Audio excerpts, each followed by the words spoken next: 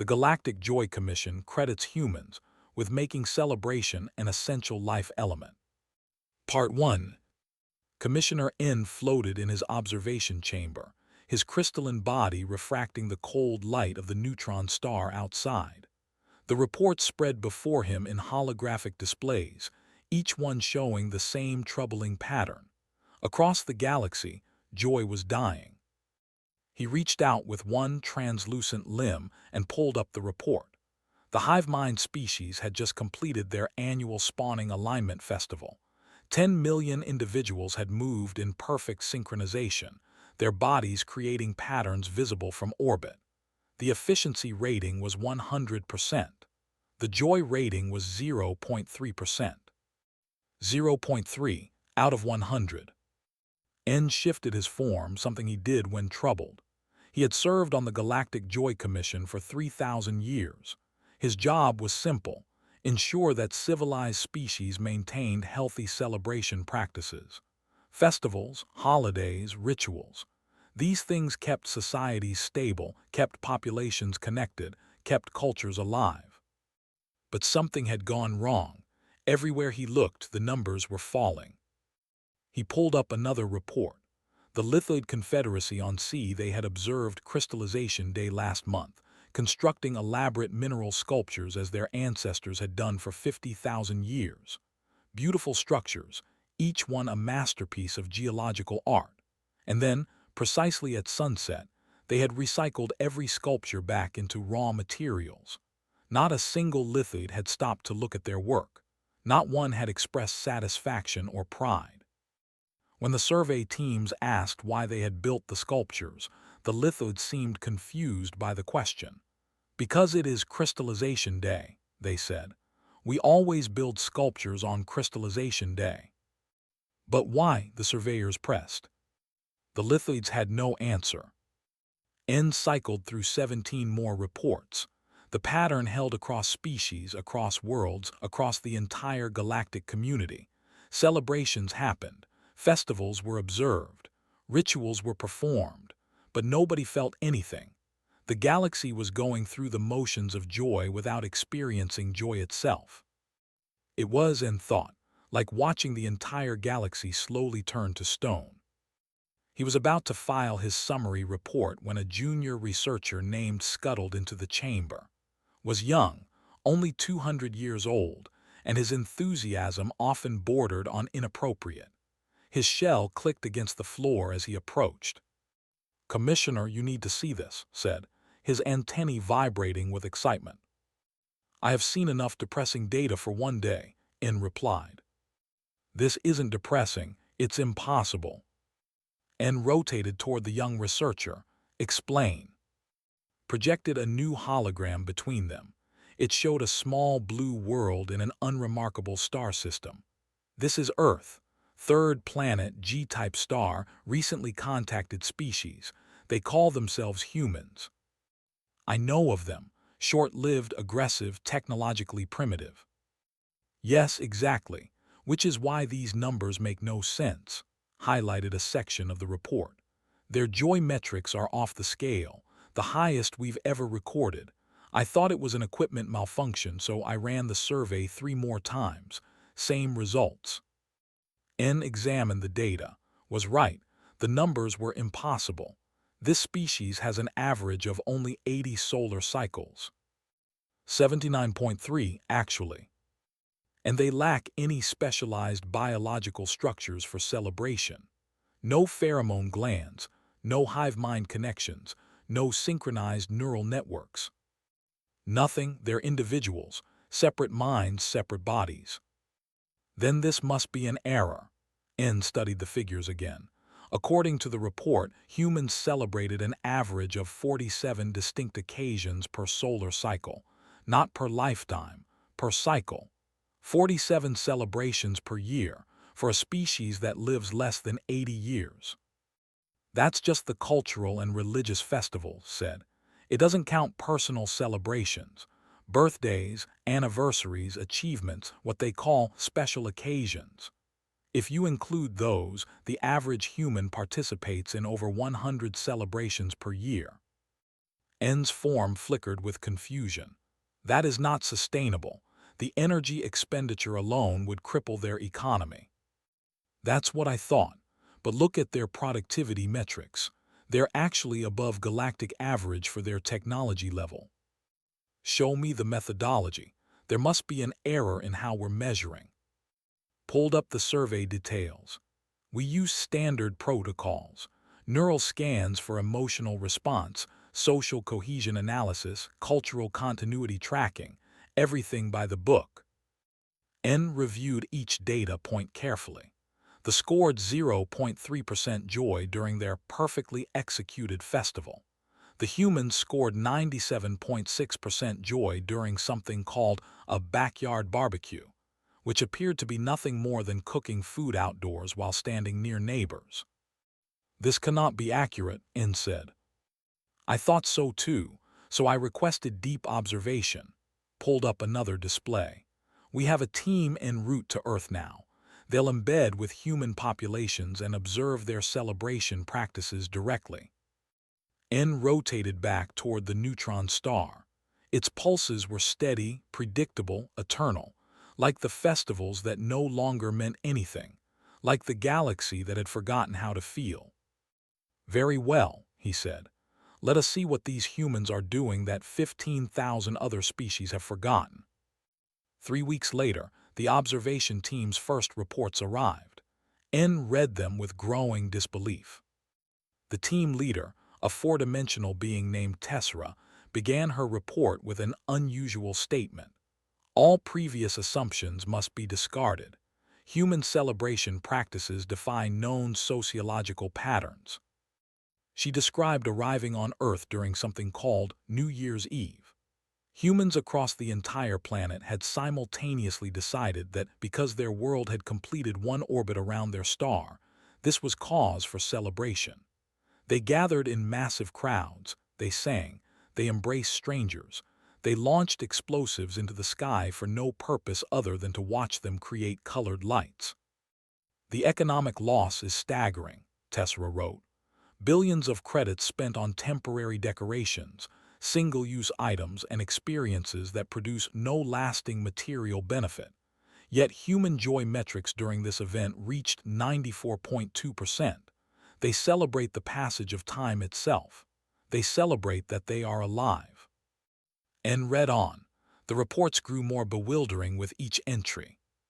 Humans celebrated births, which made sense. Most species did. But humans also celebrated the anniversary of births, year after year, for the entire lifetime of an individual. They gave gifts to the person being celebrated, even though that person had done nothing except exist for another year. They celebrated deaths, transforming grief into gatherings where they shared food and memories. They celebrated the lives of people who had died centuries ago, people they had never met, because those people had done something important. They celebrated victories, which was logical, but they also celebrated defeats if those defeats taught them something. They celebrated attempts. They celebrated participation. They had a saying, "It's not about winning, it's about having fun." Having fun. The concept appeared repeatedly in the reports. Humans engaged in celebrations for the explicit purpose of experiencing joy, not as a reward for achievement or a marker of cultural significance, but simply because joy was valuable in itself. They celebrate Fridays, another observer reported. Friday is the 5th day of their 7-day work cycle. They celebrate it because the work cycle is about to pause. They have bars that become crowded with humans who gather to celebrate that they do not have to work tomorrow. They call it, "Thank God It's Friday." They have abbreviated it to TGIF. It appears on merchandise.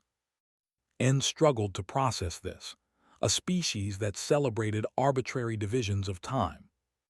But the reports continued. Humans celebrated seasons changing. They celebrated food harvests even when they bought all their food from stores. They celebrated fictional characters' birthdays. They celebrated the anniversaries of fictional events from entertainment media. They celebrated their planet completing another orbit by giving each other gifts, and pretending a fat man in red clothing had delivered them via flying reindeer. None of this makes sense, N said too, who had been monitoring the reports alongside him. I know, replied, but Commissioner, look at their societal health indicators. Low anomie rates, high social trust, strong intergenerational bonds.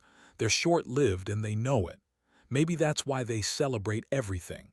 They don't have time to wait for perfect reasons. N was about to respond when a new report arrived. This one from his colleague, an observer who had embedded with a human family for their Thanksgiving celebration. The report described humans traveling long distances, spending significant resources, and taking time away from work simply to gather with family members they saw regularly anyway. They prepared an elaborate meal together, then sat for hours eating and talking. Before the meal, they went around the table and each person said something they were thankful for. The observer had been invited to participate. When asked what she was thankful for, she had not known what to say. Thankfulness was not a concept her species had a word for. A human child had explained it to her. It's when you're happy about something good. Like, I'm thankful my grandma is here because she lives far away and I miss her. Simple, direct, emotional. The observer wrote, they celebrate not what they have achieved but what they have. They celebrate presence, connection, and continuity. I am beginning to understand that we have been asking the wrong question. We have been trying to determine what humans celebrate. The real question is, what don't they celebrate? And read that line 3 times. What don't they celebrate? He pulled up the comparative data again. Though with their 0.3% joy, the lithoids who built and recycled without feeling, 15,000 species who had optimized celebration into meaningless ritual. And then humans who celebrated everything, who found reasons for joy in the mundane and the magnificent alike, who had somehow kept alive what every other species in the galaxy had lost. N made his decision. He opened a transmission to the observation team on Earth. Prepare a comprehensive analysis of human celebration practices, he said. I want to know everything. How they plan celebrations, how they participate, what they feel, why it works, everything. What are you thinking, Commissioner? Asked. N looked out at the neutron star, at its precise and predictable pulses, at the cold mathematics of the universe. I am thinking, he said slowly, that perhaps we have been very wrong about what civilization requires, and I am thinking that these humans might teach us how to feel alive again. Part 2. Observer stood in a human kitchen, watching chaos unfold with scientific fascination. His host, a woman named, moved between 3 cooking surfaces simultaneously while directing 2 younger humans and a male adult in a choreographed dance of food preparation. They were preparing for something called a birthday party. Grab the streamers from the closet, called out. No, the blue ones. It's Tommy's favorite color. Consulted his translation matrix. Streamers appeared to be strips of colored material with no structural or functional purpose.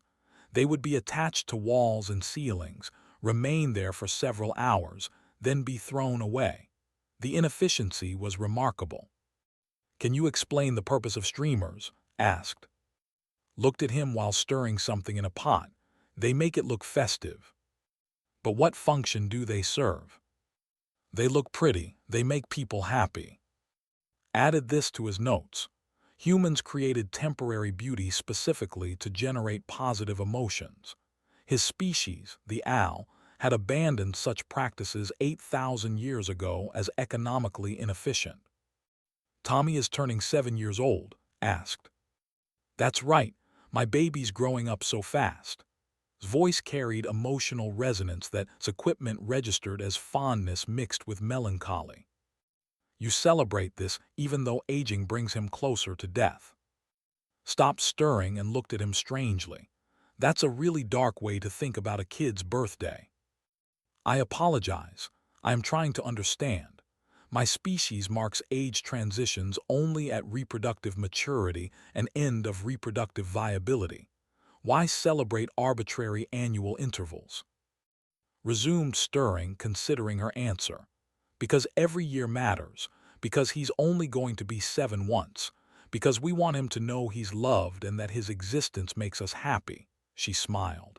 And because birthday parties are fun. There was that word again, fun. Had been on Earth for 6 weeks and he still didn't fully understand it. Fun wasn't productive.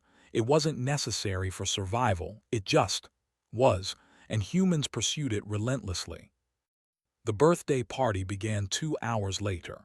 20 small humans arrived, each bringing wrapped gifts. Tommy opened each gift while the other humans watched, even though this process took nearly 45 minutes and provided no value to the observers. But joy metrics told a different story. Every child in the room registered positive emotional responses while watching Tommy open presents. They were experiencing vicarious joy. They felt happy because he was happy. The party proceeded through structured activities. Musical chairs, where humans competed for limited seating while music played. Pin the tail on the donkey, where blindfolded humans attempted to attach a tail to a picture of a donkey. These activities served no training purpose, developed no useful skills, yet the children's joy levels remained above 80% throughout. Then came the cake, brought out an elaborate construction of sugar, flour, and frosting shaped like a dinosaur. 7 small candles burned on top. All the humans began singing. Happy birthday to you, happy birthday to you, happy birthday dear Tommy, happy birthday to you. Audio analysis marked it as one of the simplest, most repetitive melodies in human musical history. Yet every human in the room sang it with genuine enthusiasm. Some sang off-key. Nobody cared. Tommy closed his eyes and blew out the candles. All the humans applauded. Did you make a wish? Someone asked. Tommy nodded solemnly, refusing to say it aloud because wishes don't come true if you tell them. Noted this, humans incorporated magical thinking into their celebrations, even when they knew rationally that blowing out candles could not affect future events. The ritual mattered more than the reality. After the party, while helping clean up, asked, "How often do humans celebrate?" Laughed while gathering plates. All the time. Birthdays, holidays, anniversaries, graduations, promotions, retirements. Sometimes we celebrate just because it's Friday. Observer Tessera mentioned this Friday celebration. I do not understand it. Well, most people work Monday through Friday, right? So Friday means the weekend is coming. 2 days off. Time to relax. It's worth celebrating. But Friday occurs every 7 days. Do you celebrate every occurrence? Some people do. There's a whole restaurant chain called TGI Fridays. Thank God it's Friday. Process this.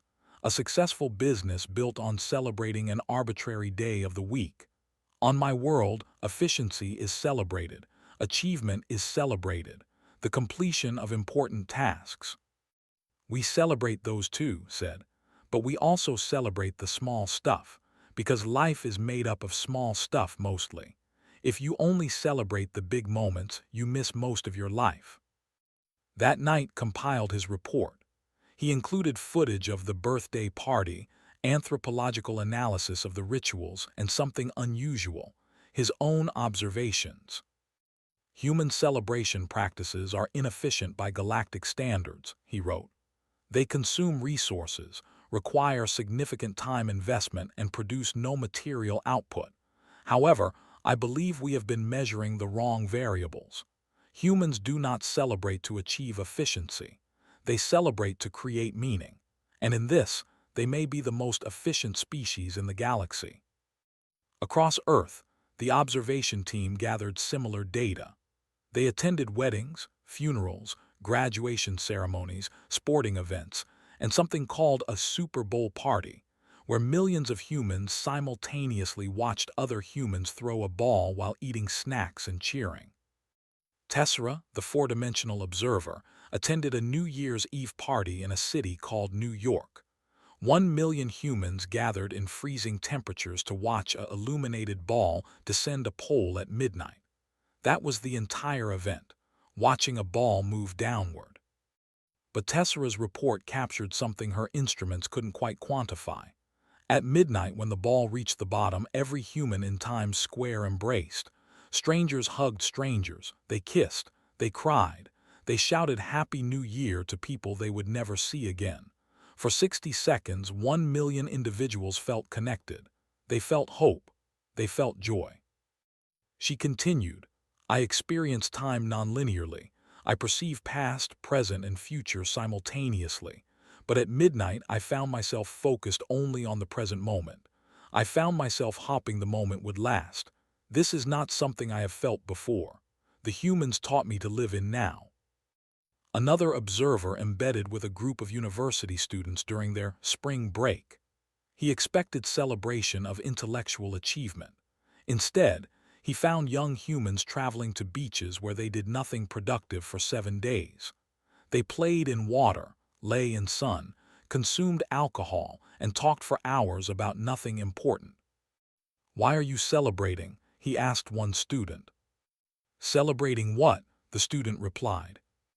You said this is spring break. What are you breaking from? Oh, just school, classes, stress. We're celebrating getting away from all that. So you celebrate absence of responsibility. The student laughed. Man, you make it sound so depressing. We're celebrating being young and alive and having fun with our friends. We're making memories. Making memories. Another concept that appeared frequently in reports. Humans didn't just experience joy, they deliberately created experiences for the purpose of remembering them later. They took pictures, told stories, reminisced about past celebrations while planning future ones. Commissioner N read every report carefully. A pattern emerged that troubled him deeply. Humans celebrated impermanence. They celebrated knowing that moments would end, people would leave, life would change. Their celebrations weren't despite their mortality but because of it. A human philosopher named Mary Oliver had written, Tell me, what is it you plan to do with your one wild and precious life? One life, wild, precious. They lived for centuries and celebrated nothing. Humans lived for decades and celebrated everything. N convened an emergency session of the Joy Commission. Representatives from 50 species attended via holographic projection. We face a crisis, N began. For 15 million years, galactic civilization has optimized celebration into efficiency. We have scheduled joy, structured meaning, and rationalized ritual. And in doing so, we have lost the capacity to feel. He displayed the human data. Joy ratings of 97%. Social cohesion metrics that exceeded species with biological hive minds. Cultural continuity maintained not through genetic programming but through voluntary participation. These humans are primitive, one representative objected. They have barely achieved faster-than-light travel. They still wage wars. They are driven by emotion rather than logic. Yes, N agreed. They are driven by emotion, and perhaps that is precisely what we have lost. He showed footage of Tommy's birthday party. The simple song, the cake with candles, the wishes that couldn't come true but were wished anyway. They celebrate a child aging 1 year. They give gifts to the celebrant rather than the gift givers being honored. They sing an objectively mediocre song with genuine enthusiasm, and they report 94.8% joy during this event. He showed the New Year's Eve footage. 1 million humans in the cold, waiting to watch a ball descend. They celebrate a planet completing an orbit. They embrace strangers. They make promises they call resolutions that they statistically will not keep. And for 60 seconds, they feel connected to every other human on their world. The chamber was silent. What are you proposing, Commissioner? Someone finally asked. I am proposing that we have been wrong. We have treated celebration as a reward for achievement, a marker of status, a tool for social cohesion. But humans treat celebration as something else entirely. They treat it as an act of defiance against entropy, as proof that they are alive, as meaning created in a universe that provides none. N let his words settle before continuing. I propose that we learn from them, and I propose that we ask them to teach us.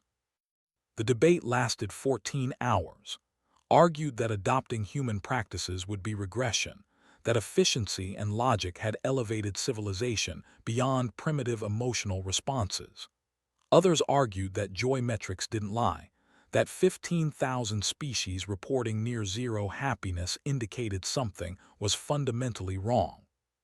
Finally, N called for a vote. The measure passed by narrow margin. The Galactic Joy Commission would invite humanity to host the first festival of relearned joy. They would ask these short-lived, emotional, illogical humans to teach the galaxy how to celebrate.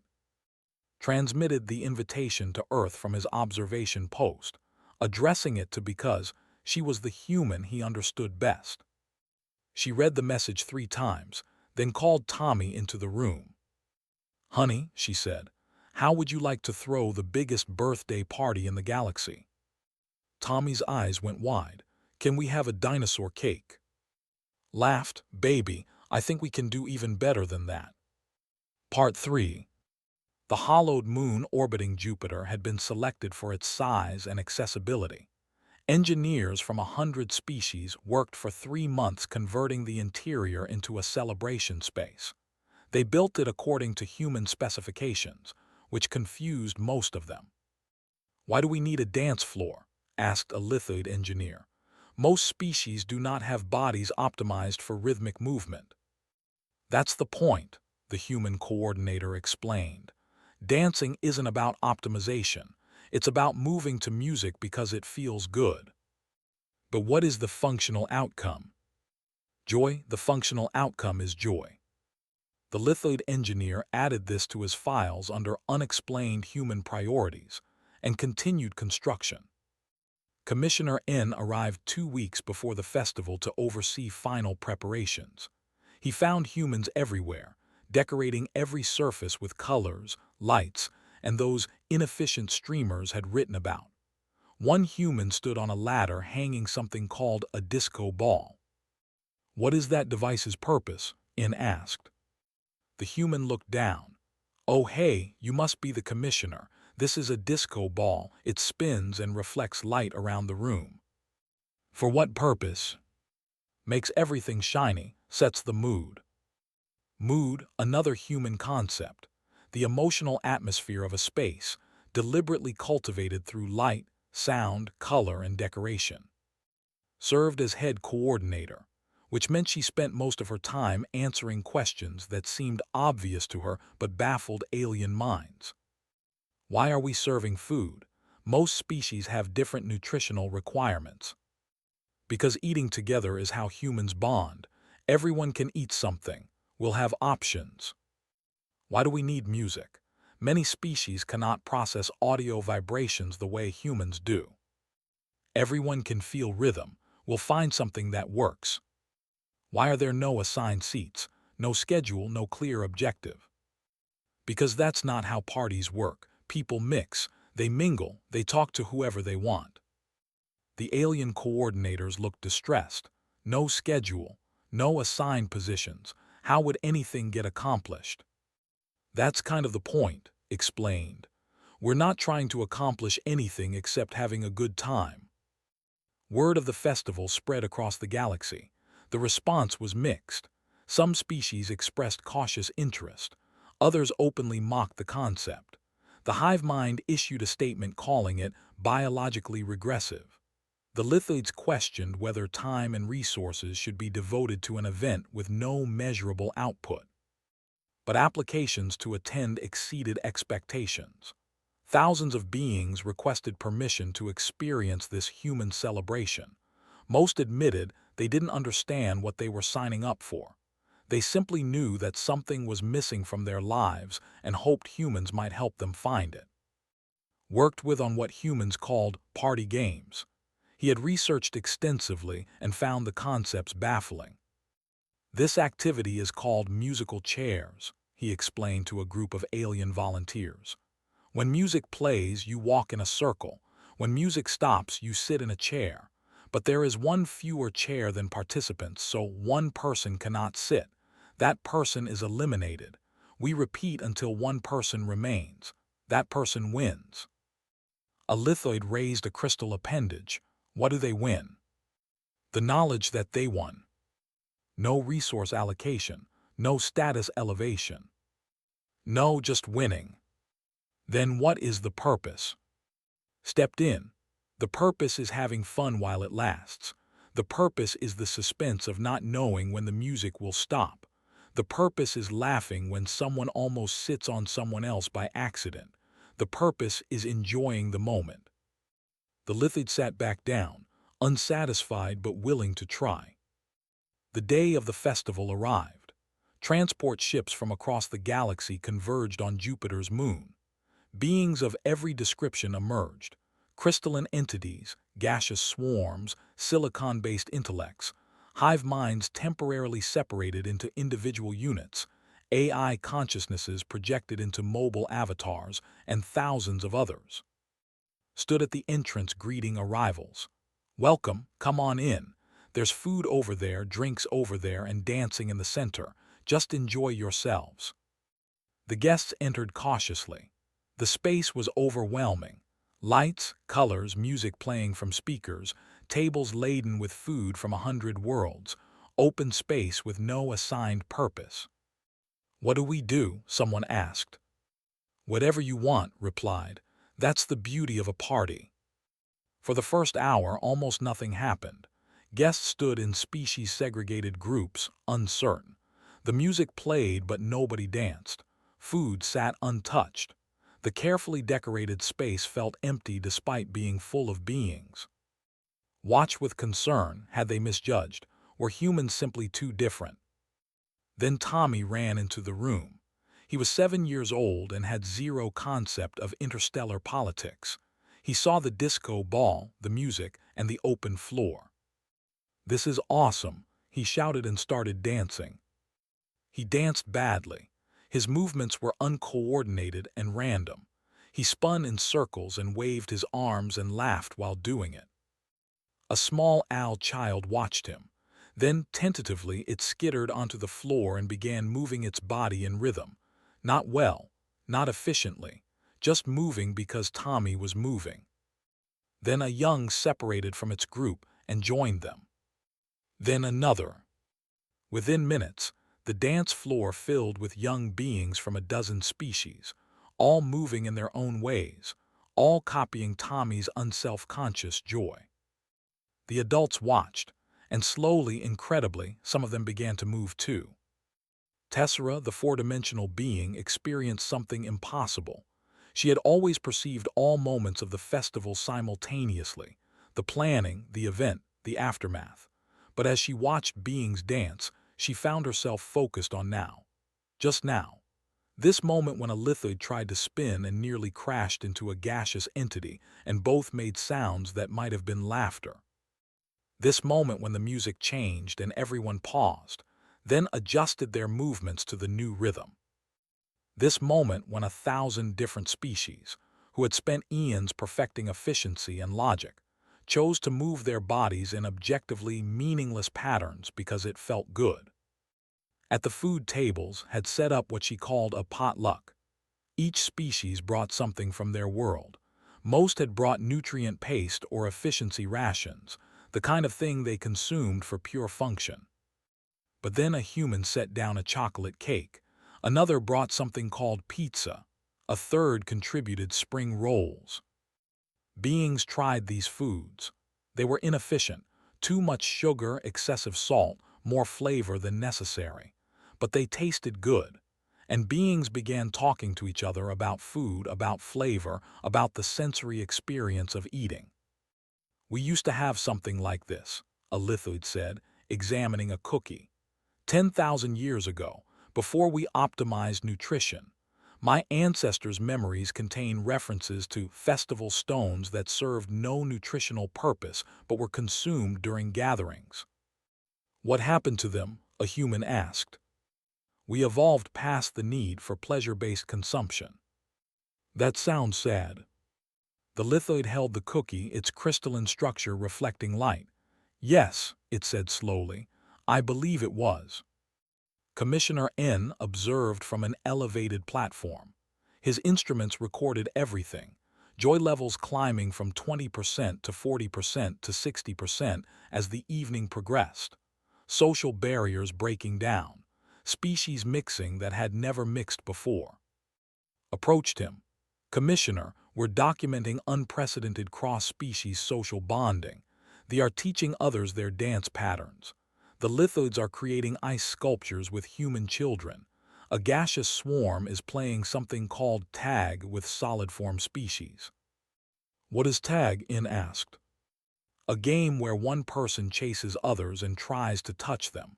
When touched, that person becomes the chaser. There is no winning. It just continues until participants are exhausted. And they are enjoying this. Geometrics are at 78% and rising. N watched a young chase a human child across the floor. Both were making sounds that universal translators couldn't quite parse, but that were clearly expressions of happiness. The evening centerpiece arrived at hour 6, fireworks. Humans had spent weeks preparing them, adapting the displays for space and for beings with different sensory capabilities. Gathered everyone's attention. Okay, folks, we're about to set off fireworks outside the dome. Find a good viewing spot. What are fireworks? Someone asked. You're about to find out. The lights dimmed. Through the transparent dome, the first rocket launched. It exploded in a cascade of colors: red, blue, gold, silver.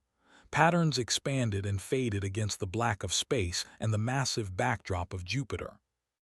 More followed, explosions of light and color, shapes that formed and dissolved, beauty that existed for seconds and then vanished. Tessera felt herself crying, though she didn't have tear ducts. Across the facility, beings watched in silence as light painted the void. They're gone now, a lithoid whispered. The lights are gone. That's what makes them beautiful, said. They don't last, nothing lasts. That's why we celebrate while we can. The fireworks continued for 20 minutes. When they ended, nobody moved. They stood in darkness, processing what they'd witnessed. Then someone started clapping. Others joined. Species without hands found other ways to make noise, clicking, humming, vibrating, whistling.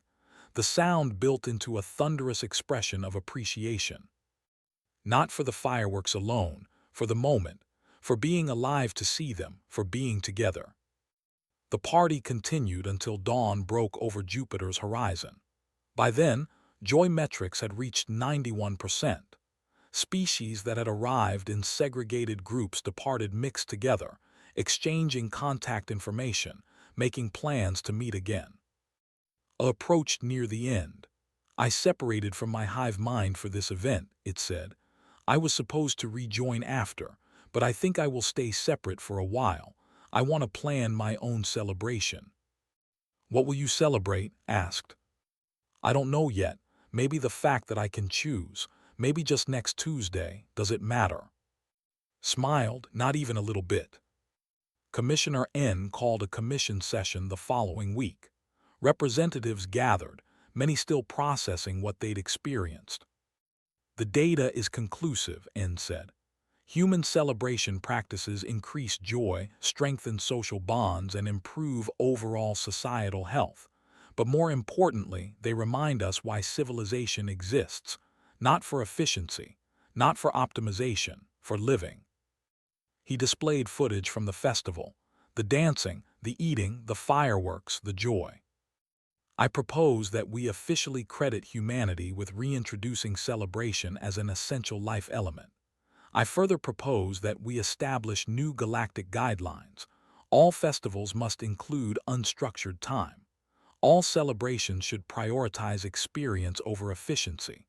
All species should be encouraged to create their own joy in their own ways. The vote was unanimous. Word spread across the galaxy quickly. Planets began experimenting with human-style celebrations. The lithoids established Sculpture Appreciation Day, where they built mineral art and actually looked at it before recycling. The started having separation parties, where individuals temporarily left the hive mind to experience autonomous joy. New festivals emerged, unique to each species but sharing common elements: inefficiency, beauty, and the creation of meaning. Humans became unexpected ambassadors. Earth sent celebration consultants to worlds requesting assistance. They taught aliens how to decorate, how to plan parties, how to toast, how to say cheers in 1,000 languages. Transferred to permanent residence on Earth, working with human sociologists to document celebration practices. He attended birthday parties, weddings, graduations, and something called Taco Tuesday at a local restaurant. "I understand now," he told one evening. "Humans celebrate because life is short and uncertain, because joy is rare enough that you must create it deliberately, because connection matters more than efficiency." "That's pretty much it," agreed. "My species lives for. We thought we had time for joy later, but later never came." "So what are you going to do?" His antennae vibrated with something that might have been a smile. "I am going to celebrate everything, starting with the fact that it is Friday." Commissioner N retired 2 years later, satisfied that his life's work was complete. The galaxy was learning to feel again, one celebration at a time. His final report to the commission contained one sentence: "Humanity's greatest gift was not their technology or their resources, but their stubborn, illogical, beautiful insistence that some of the most important things in life serve no purpose except to remind us what it means to be alive." On Earth, received a commendation from the Galactic Joy Commission. It sat on her shelf next to Tommy's soccer trophies and family photos. When asked how it felt to be officially credited with teaching the galaxy to celebrate, she